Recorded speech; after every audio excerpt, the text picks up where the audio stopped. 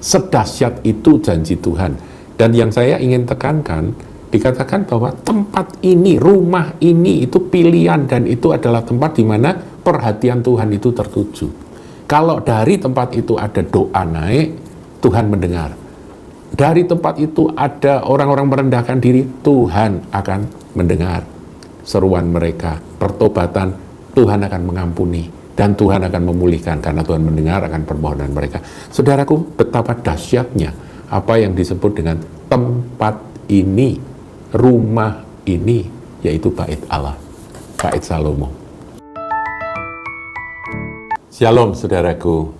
Saudara, kita sebagai umat Tuhan yang Tuhan letakkan di Indonesia, kita punya tanggung jawab untuk bangsa dan negara Indonesia.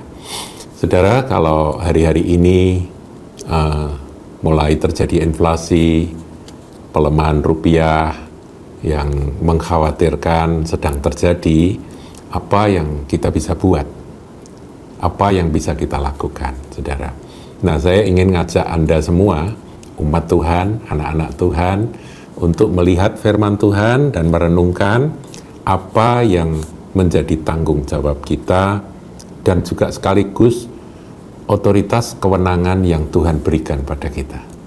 Keistimewaan apa yang Tuhan berikan pada kita sehingga kita harus mengerti akan hal itu dan kita harus ambil tanggung jawab tersebut.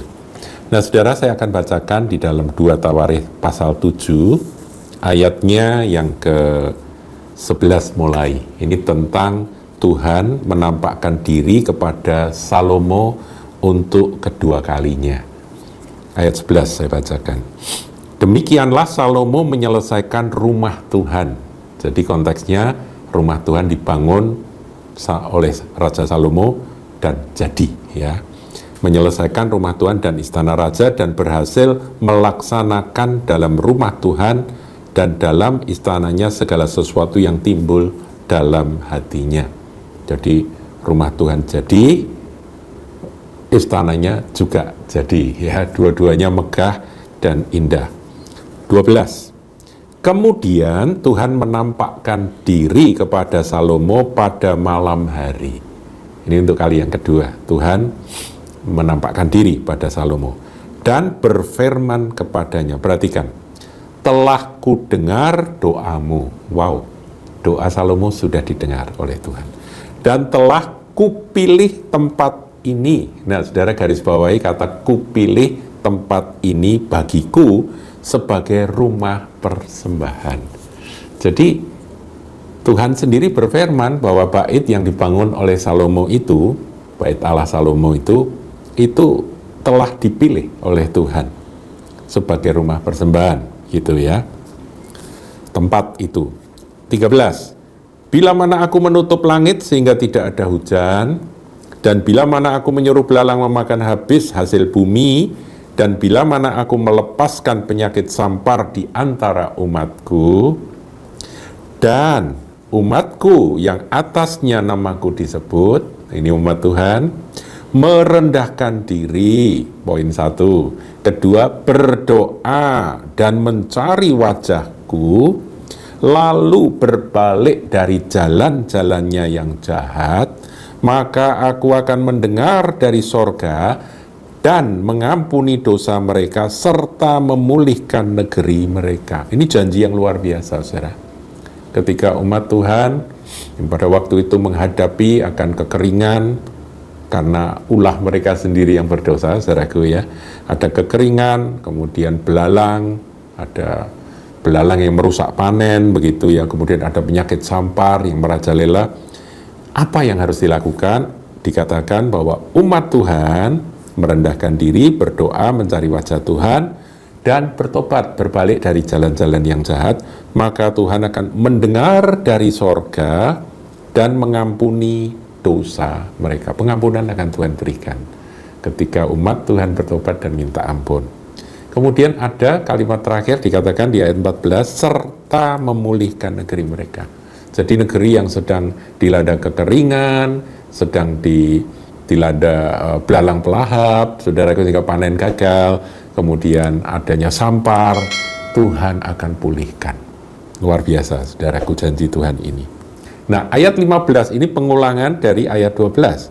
Sekarang mataku terbuka dan telingaku menaruh perhatian kepada doa, perhatikan, dari tempat ini. Tempat ini menunjuk pada Bait Salomo, bait yang dibangun oleh Salomo, di mana Tuhan berkenan memilih tempat itu, dan Tuhan dikatakan matanya terbuka, telinganya menaruh perhatian kepada doa di tempat ini. Ayat 16, sekarang telah kupilih dan kukuduskan rumah ini, ya, supaya namaku tinggal di situ untuk selama-lamanya, maka mataku dan hatiku akan ada di situ sepanjang masa.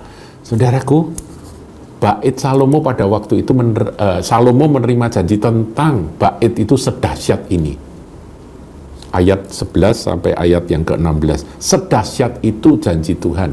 Dan yang saya ingin tekankan, dikatakan bahwa tempat ini, rumah ini, itu pilihan, dan itu adalah tempat di mana perhatian Tuhan itu tertuju. Kalau dari tempat itu ada doa naik, Tuhan mendengar. Dari tempat itu ada orang-orang merendahkan diri, Tuhan akan mendengar seruan mereka. Pertobatan, Tuhan akan mengampuni. Dan Tuhan akan memulihkan karena Tuhan mendengar akan permohonan mereka. Saudaraku, betapa dahsyatnya apa yang disebut dengan tempat ini, rumah ini, yaitu bait Allah, bait Salomo. Saudaraku, itu perjanjian lama.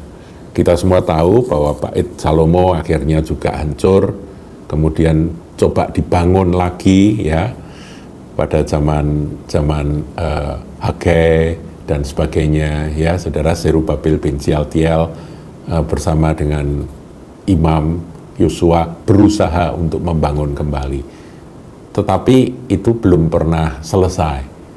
Dan kemudian menjelang perjanjian baru, Herodes Agung, yang sebetulnya dia bukan orang murni Yahudi, saudaraku, ya, dia orang Edom, tapi karena dia adalah seorang penguasa yang punya kemampuan politik yang luar biasa, dia mencoba memikat hati orang-orang Yahudi dengan membangunkan bagi bangsa Israel sebuah bait untuk memugar bait yang sudah rusak itu, dipugar kembali, saudaraku, menjadi bait yang sangat-sangat indah.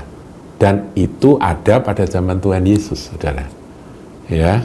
Nah, sekarang kita lihat apa yang terjadi tentang bait yang dibangun oleh Herodes Agung itu. Yohanes pasal yang kedua. Ini perjanjian baru, ya, saudara. Kita janji Tuhan terhadap tempat itu, rumah itu, terhadap bait itu begitu dahsyat, luar biasa dalam 2 Tesalonika 7 tadi, ya, ayat yang ke-11 sampai ayat 16 itu kita simpan dulu. Kita lihat sekarang penggenapan dari bait itu di zaman perjanjian baru, ada pergeseran makna, saudaraku. Nah, kita lihat Tuhan Yesus ketika dia membersihkan bait Allah dari pedagang-pedagang merpati, ya, kita lihat, ya, di dalam ayat yang ke-13 dari Yohanes 2. Ketika hari raya Paskah, orang Yahudi sudah dekat, Yesus berangkat ke Yerusalem. Dalam bait suci didapatinya pedagang-pedagang lembu, kambing domba, dan merpati, dan penukar-penukar uang duduk di situ. Ia membuat cambuk dari tali, lalu mengusir mereka semua dari bait suci dengan semua kambing domba dan lembu mereka. Uang penukar-penukar dihamburkannya ke tanah, dan meja-meja mereka dibalikkannya. Jadi marah luar biasa kepada pedagang-pedagang merpati. Ia berkata, ambil semua ini dari sini. Jangan kamu membuat rumah Bapakku menjadi tempat berjualan. Marah sekali. Maka teringatlah murid-muridnya bahwa ada tertulis, cinta untuk rumahmu menghanguskan aku.